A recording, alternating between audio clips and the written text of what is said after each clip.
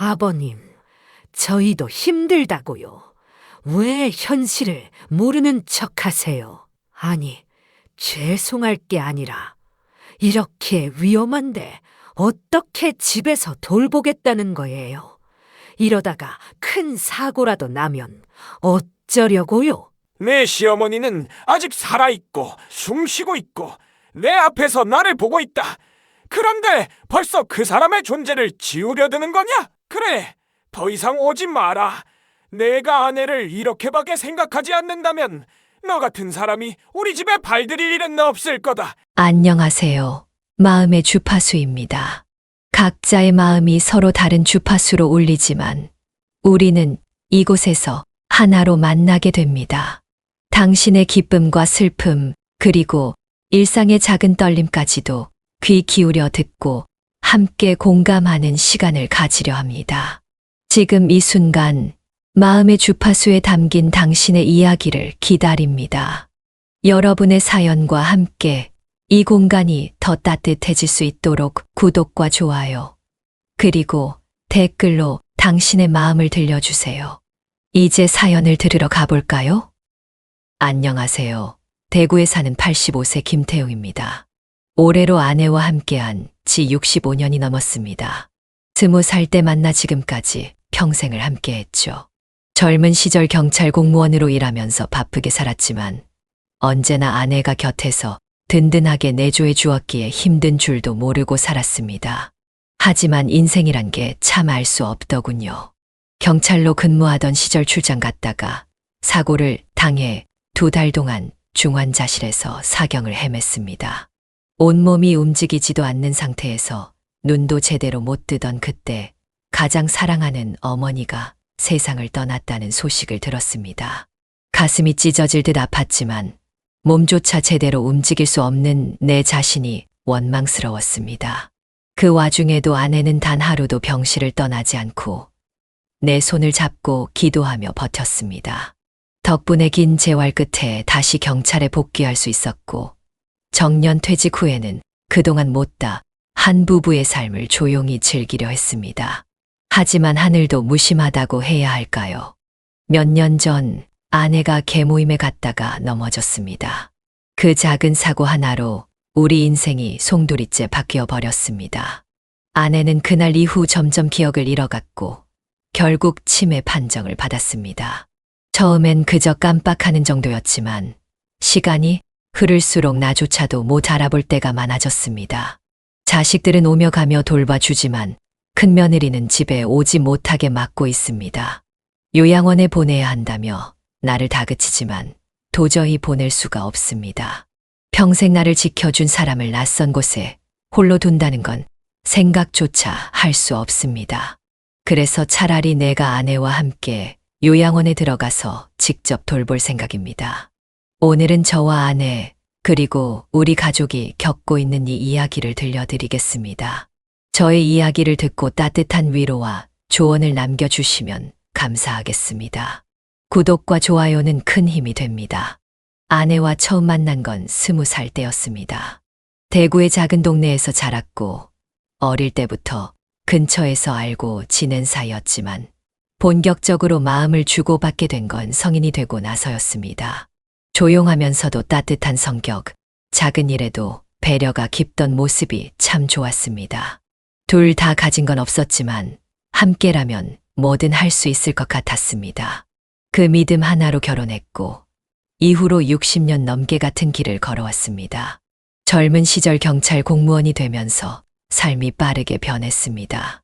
바쁜 일정 속에서도 가족을 위해 하루도 쉬지 않고 일했습니다. 야근이 많고 출장이 잦았지만 아내는 단 한 번도 불평하지 않았습니다. 출근할 때는 따뜻한 도시락을 챙겨 주었고 퇴근하면 말없이 지친 어깨를 주물러 주었습니다. 그렇게 아내의 내조 덕에 가정도 일도 무탈하게 유지할 수 있었습니다. 아들 둘, 막내딸 하나. 우리 부부는 새 아이를 키우면서도 큰 욕심 없이 살았습니다. 아이들이 건강하게 자라는 게 가장 큰 행복이었으니까요. 월급이 많지는 않았지만 어떻게든 부족함 없이 키우려고 아내는 한 푼이라도 아끼며 살았습니다.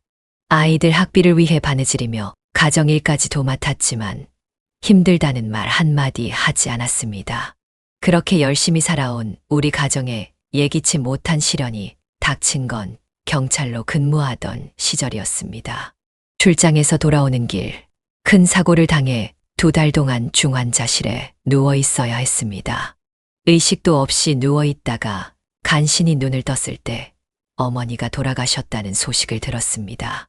온몸이 움직이지 않는 상태에서 가슴이 무너지는 기분이었습니다. 그때도 아내는 내 곁을 지켜주었습니다. 한순간도 병실을 떠나지 않았고 매일 내 손을 잡고 기도했습니다. 덕분에 1년의 긴 재활 끝에 다시 걸을 수 있었고 경찰서로 복귀할 수 있었습니다. 그때 다짐했습니다. 앞으로의 삶은 아내와 함께하는 시간에 더 집중해야겠다고요. 정년 퇴직 후엔 아내와 함께 여생을 즐기려 했습니다. 손잡고 시장을 가고 공원을 걷고 여기저기 여행도 다니면서 말입니다. 하지만 그 행복은 오래가지 못했습니다. 그날도 평범한 하루였습니다. 아내가 개모임에 갔다가 넘어졌고 무릎을 다쳤다고 했습니다. 별거 아니겠거니 했는데 그날 이후부터 이상한 일들이 벌어지기 시작했습니다. 처음엔 단순한 건망증이었습니다. 아침에 먹은 반찬을 또 내오거나 금방 한 이야기를 다시 묻거나 이상하네, 내가 언제 그랬어 하면서 웃었지만 난 왠지 모르게 가슴이 철렁 내려앉았습니다. 조금씩 증상이 심해졌습니다. 냉장고를 열어놓은 채 깜빡하고 가스불을 끄는 걸 잊고 심지어는 내가 누구인지 헷갈려하는 순간이 오기도 했습니다. 어느 날은 밥을 차려주며 이거 당신이 좋아하는 반찬이야 라고 하더니 몇 분 뒤엔 당신이 누구신지 하고 멍한 눈으로 바라보았습니다. 뭐라고? 방금 나한테 밥 차려줬잖아. 그랬어. 그때 느꼈던 감정을 뭐라 표현해야 할까요? 속이 무너지는 느낌이었습니다. 50년 넘게 한 집에서 살아온 사람이 나를 못 알아본다니. 병원에 가보자고 했습니다. 아내는 그냥 나이 들어서 그래라며 웃어 넘겼지만 결국 병원에서 알츠하이머 초기라는 진단을 받았습니다. 그날 이후 아내의 증상은 점점 심해졌습니다. 밤에 갑자기 깨서 집안을 배회하거나 창문을 열고 우리 집이 어디야? 라며 울먹이기도 했습니다. 심지어 집 안에서 길을 잃기도 했습니다. 화장실을 못 찾아 방을 헤매거나 식탁에 앉아 멍하니 있다가 여긴 어디야? 라고 묻는 날도 많아졌습니다.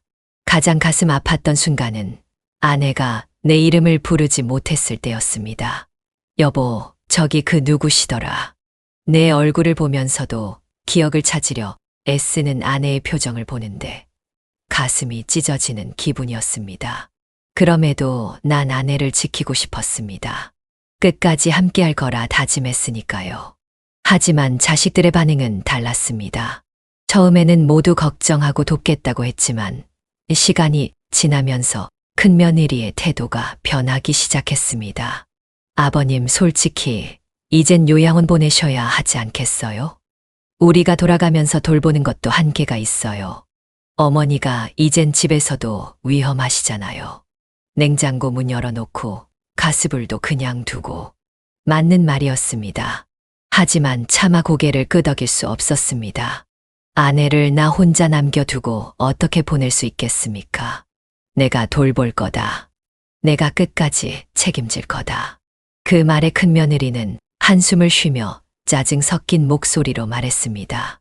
아버님이 그렇게 고집 부리시면 저희도 도울 방법이 없어요. 그냥 알아서 하세요. 그 말이 가슴에 비수처럼 박혔습니다. 가족이란 게 원래 이런 건가요? 함께 할 땐 좋지만 돌봐야 할 일이 생기면 짐이 되는 존재가 되는 건가요? 이제 나는 혼자서라도 아내를 지킬 방법을 찾고 있습니다. 아내의 치매가 점점 심해지면서 집안 분위기가 크게 변했습니다. 초반에는 자식들도 안타까운 마음에 찾아와서 도왔습니다.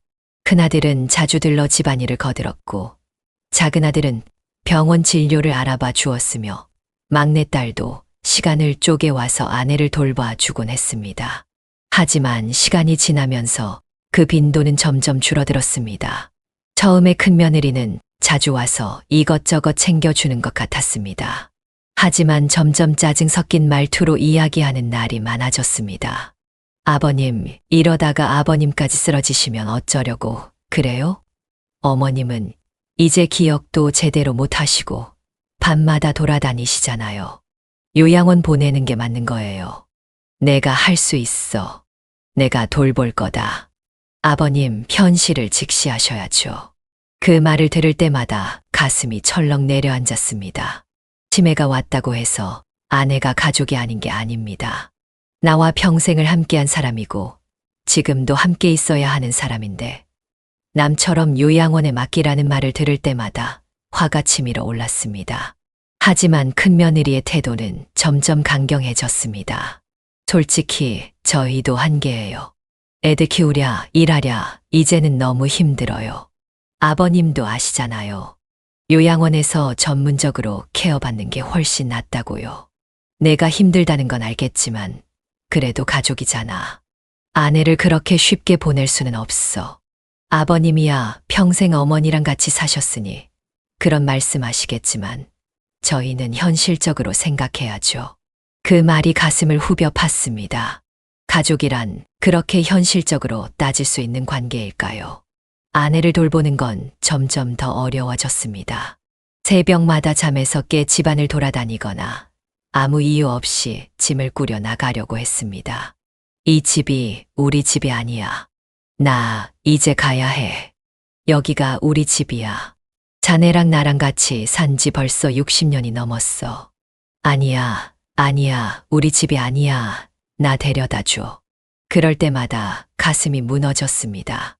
한참을 달래고 나면 금세 잊고 다시 평온한 표정을 짓지만 그 순간들이 쌓일수록 점점 더 불안해졌습니다.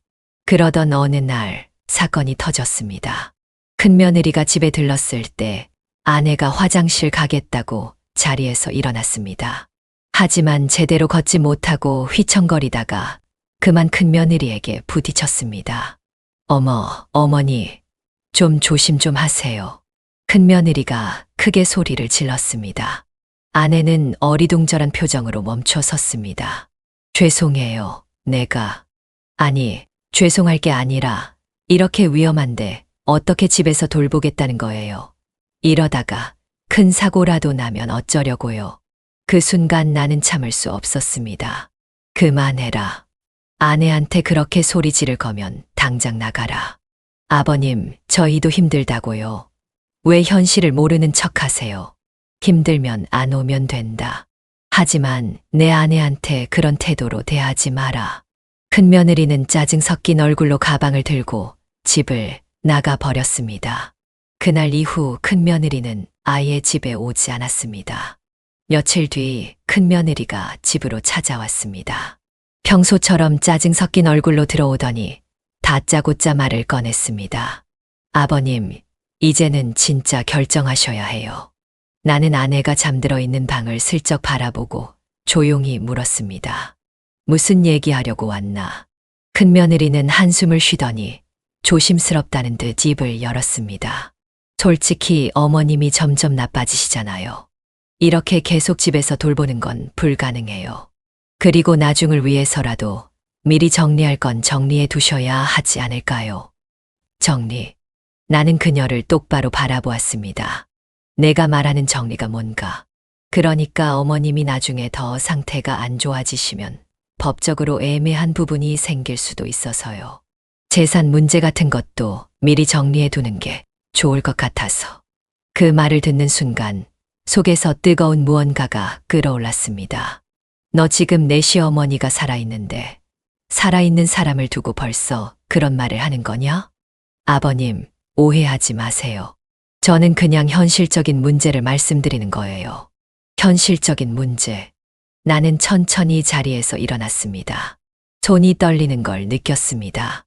내 시어머니는 아직 살아있고 숨 쉬고 있고 내 앞에서 나를 보고 있다.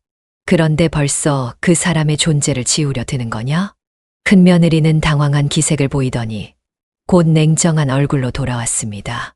아버님이 그렇게 감정적으로만 생각하시면 저희도 더 이상 어떻게 해드릴 방법이 없어요. 그래, 더 이상 오지 마라. 내가 아내를 이렇게밖에 생각하지 않는다면 너 같은 사람이 우리 집에 발 들일 일은 없을 거다. 큰며느리는 짜증이 가득한 얼굴로 가방을 들고 집을 나갔습니다. 그날 밤 나는 아내의 옆에 앉아 한참을 바라보았습니다. 멍한 눈빛으로 천장을 바라보는 모습이 낯설면서도 아팠습니다. 나는 손을 뻗어 아내의 주름진 손을 잡았습니다. 예전엔 따뜻했던 손이 이젠 한없이 차갑게만 느껴졌습니다. 내가 지켜줄게. 속으로 그렇게 다짐했습니다. 절대 아내를 요양원에 보내지 않겠다고. 차라리 내가 요양원에 같이 들어가서 돌볼지언정 남처럼 떠나보낼 수는 없었습니다. 아내의 상태는 날이 갈수록 나빠졌다. 예전엔 한두 번 깜빡하는 정도였지만 이제는 하루에도 몇 번씩 나를 못 알아보는 순간이 생겼다. 한참을 멍하게 있다가도 갑자기 불안한 얼굴로 날 바라보며 묻곤 했다. 저기 혹시 누구세요? 그 말이 나올 때마다 가슴이 철렁 내려앉았다. 한평생을 함께한 사람이 나를 못 알아본다는 게 생각보다 훨씬 더 큰 충격이었다. 여보, 나야. 태용이. 우리 같이 산 지 벌써 60년 넘었어. 그러면 아내는 몇 초 동안 나를 쳐다보다가 어쩔 줄 몰라 하며 고개를 끄덕였다. 아, 미안해. 나 요즘 정신이 좀 이상해져서. 그렇게 말하는 아내를 보면 속이 찢어지는 것 같았다. 그날 밤 아내를 침대에 눕히고 나는 바로 옆에서 자리에 누웠다. 요즘 들어 새벽마다 깨서 돌아다니는 일이 많아졌기 때문에 혹시라도 위험한 일이 생길까봐 늘 신경을 곤두세우고 있었다. 그런데 한밤중 희미하게 무언가 부스럭거리는 소리가 들렸다. 눈을 떠보니 아내가 침대에서 몸을 일으키려 하고 있었다. 여보, 어디 가려고 그래? 하지만 아내는 내 말을 듣지 못한 듯 침대 가장자리로 몸을 움직였다. 그 순간이었다.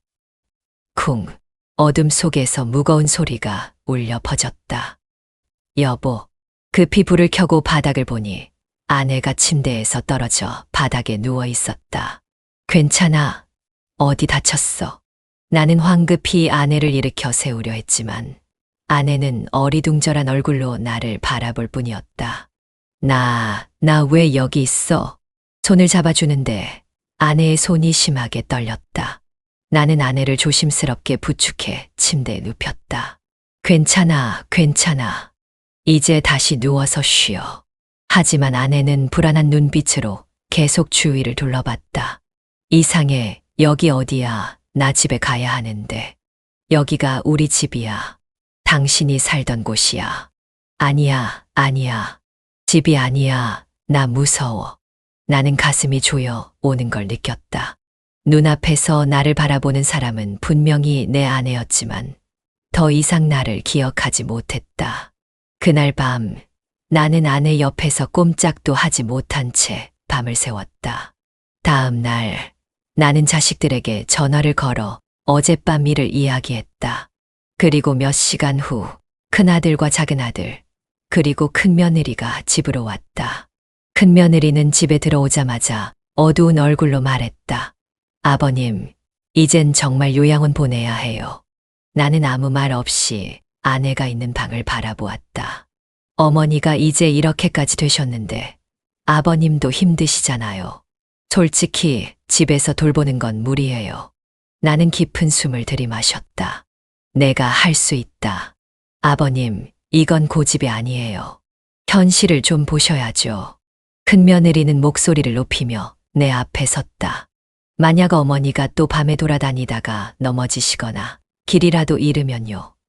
그땐 아버님이 책임질 수 있어요? 나는 입을 꾹 다물었다. 내 스스로도 불안한 건 사실이었다. 하지만 그래도 차마 아내를 보낼 수는 없었다.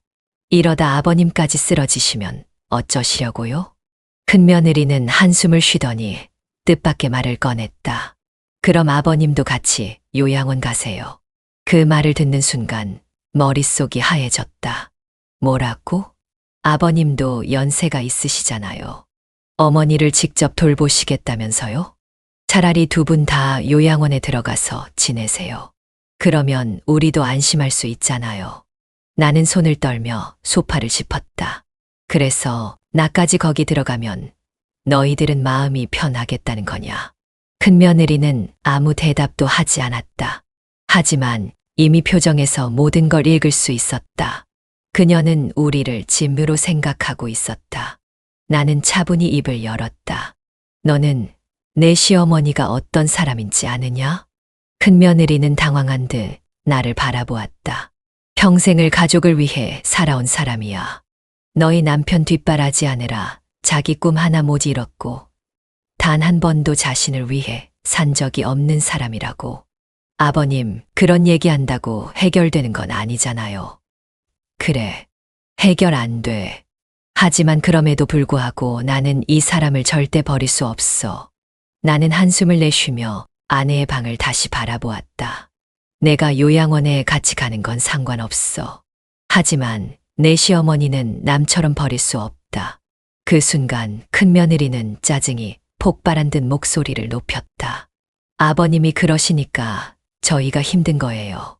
솔직히 말해서 저희도 이제 감당하기 어려워요. 어머님은 상태가 점점 안 좋아지는데 아버님은 현실을 보려고도 안 하시잖아요. 작은 아들이 눈치를 보며 조용히 말했다. 형수 말이 틀린 건 아니에요, 아버지. 나는 작은 아들을 바라보며 쓴웃음을 지었다. 그래, 너희들 입장에서는 내가 고집을 부리는 걸로 보이겠지. 나는 천천히 자리에서 일어나 주름진 손으로 얼굴을 쓸어내렸다. 그럼 내 어머니는 이 사람은 어떤 기분일 것 같아? 큰며느리는 대답하지 않았다. 나는 담담한 목소리로 말했다. 너희는 이제 그만해라. 더 이상 이 집에 와서 요양원 얘기하지 마라. 아버님, 됐다고 했다. 나는 단호하게 말을 끊었다. 내가 결정할 문제야. 너희가 결정할 문제가 아니야. 그 말에 큰며느리는 결국 한숨을 쉬며 집을 나갔고 큰아들도 조용히 따라 나갔다. 거실에 홀로 남은 나는 깊은 숨을 내쉬며 주먹을 꽉 쥐었다. 끝까지 내가 지킬 거야. 저는 큰며느리의 말에 신경을 끄고 아내가 앉아 있는 곳으로 다가갔습니다. 그런데 아내는 그날따라 기운이 없어 보였습니다. 평소보다도 더 멍한 얼굴로 앉아 있더니 갑자기 큰며느리를 보며 중얼거렸습니다. 너 누구야? 큰며느리는 어이없다는 듯 코웃음을 치며 말했습니다. 어머님, 저예요. 며느리요. 며느리. 아내는 겁먹은 얼굴로 작은 목소리로 말했습니다. 미안해. 나 잘 모르겠어. 그 순간 큰며느리의 표정이 변했습니다. 순간적으로 신경질이 폭발한 듯한 얼굴이었습니다. 진짜 못 참겠네. 그러더니 큰며느리는 믿을 수 없는 행동을 했습니다. 갑자기 손을 뻗어 아내의 팔을 세게 잡았습니다. 진짜 정신 좀 차리세요. 아내는 놀란 눈으로 큰며느리를 쳐다보았습니다. 매번 똑같은 말 반복하고 똑같은 질문하고 솔직히 너무 답답해요. 제발 좀 정상처럼 행동하시면 안 돼요. 그러면서 아내의 팔을 거칠게 흔들었습니다. 그만해라. 저는 그 순간 정신이 번쩍 들어 큰며느리의 손을 잡아 밀쳐냈습니다. 아내는 겁에 질린 얼굴로 몸을 움츠렸고 작은 아들은 경악한 표정으로 큰며느리를 바라봤습니다. 형수, 지금 뭐 하는 거야? 그럼 어쩌라는 거야? 난 진짜 지쳤어. 이게 가족이야? 이게 삶이냐고. 저는 손이 떨리는 걸 느꼈습니다. 당장 나가라. 큰며느리는 여전히 화가 난 얼굴로 저를 노려보았습니다. 아버님이 이렇게 고집 부리시면 저희도 손 놓겠습니다. 손 놔라. 다시는 이 집에 발도 들이지 마라. 저는 단호하게 말했습니다. 그 순간 큰며느리도 저를 더 이상 설득할 수 없다는 걸 느꼈는지 인상을 잔뜩 찌푸린 채 가방을 챙겨 문을 박차고 나갔습니다. 그제야 저는 아내의 얼굴을 바라볼 수 있었습니다. 아내는 여전히 잔뜩 겁먹은 얼굴로 몸을 움츠린 채 작은 목소리로 중얼거리고 있었습니다. 나 잘못한 거 아니지? 나 잘못한 거 없지? 괜찮다. 괜찮다, 여보. 저는 아내의 손을 꼭 잡고 다시 한번 다짐했습니다. 이제부터 이 집의 큰며느리는 절대 들이지 않을 것입니다. 그날 이후 저는 큰아들에게 단호하게 말했습니다. 내 아내는 다시는 우리 집에 들이지 마라. 만약 한 번이라도 오려고 하면 나도 내 얼굴 보지 않을 것이다. 큰아들은 난감한 얼굴을 했습니다. 아버지, 형수 엄마가 너무 심했던 건 인정하지만 그래도 가족인데 그렇게까지 하실 필요는 없잖아요. 그런 말을 할 자격이 내 아내에게 있나? 내 엄마한테 손까지 대고 소리를 지른 사람이 무슨 가족이냐? 큰아들은 말없이 고개를 숙였습니다. 그렇게 해서 이제 큰며느리는 우리 집에 오지 않습니다. 가끔 큰아들은 혼자서라도 찾아오지만 그때마다 저는 큰며느리의 이야기만. 가끔 큰아들은 혼자서라도 찾아오지만 그때마다 저는 큰며느리의 이야기만큼은 단호하게 끊어냈습니다. 잠든 아내를 바라보며 나는 그렇게 또 한 번 다짐했다. 아내의 치매가 시작된 지 몇 년이 지났습니다. 그동안 많은 일이 있었고 가족들과도 수없이 부딪혔습니다. 하지만 지금도 저는 여전히 아내 곁을 지키고 있습니다. 큰며느리는 그날 이후로 우리 집에 발을 들이지 못하게 했습니다. 처음에는 큰아들도 간간히 연락을 해왔지만 시간이 지나면서 그마저도 뜸해졌습니다. 작은아들과 막내딸은 여전히 찾아와 도와주려고 하지만 저도 작은아들과 막내딸에게만 기대할 수는 없습니다. 아내는 이제 더 이상 저를 기억하지 못합니다. 가끔 눈을 마주치고 미소를 지을 때면 잠시나마 저를 알아보는 것 같은 착각이 들기도 합니다. 하지만 몇 초 지나지 않아 다시 멍한 얼굴로 먼 곳을 바라봅니다. 여보, 밥 먹읍시다. 숟가락을 들어 올려도 아내는 어쩔 줄 몰라 합니다. 한 입 떠먹여 주면 그제야 천천히 씹지만 몇 숟갈 지나면 또 잊어버리고 멍하니 앉아만 있습니다. 밥 안 먹어? 이제 가야 합니다. 저는 가슴이 철렁 내려앉습니다. 어디 가려고? 엄마가 기다려. 나 집에 가야 합니다. 저는 몇 번이고 같은 말을 반복합니다. 여기가 우리 집이야. 여기가 당신이 살던 곳이야. 하지만 아내는 고개를 저으며 불안한 얼굴을 합니다. 아닙니다. 나 여기 있으면 안 됩니다. 집에 가야 합니다. 그러면서 현관으로 가려고 일어섭니다. 저는 얼른 아내를 부축해 다시 앉힙니다. 괜찮아.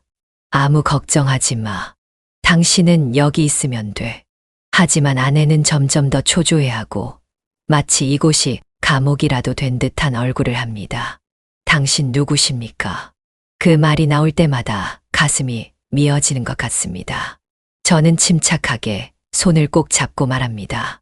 나는 당신 남편, 김태용. 우리는 20살 때 만나 벌써 60년 넘게 함께 살았어. 아내는 한참을 저를 바라보다가 갑자기 피식 웃습니다. 그래요?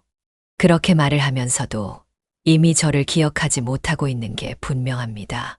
자식들은 여전히 요양원 이야기를 합니다.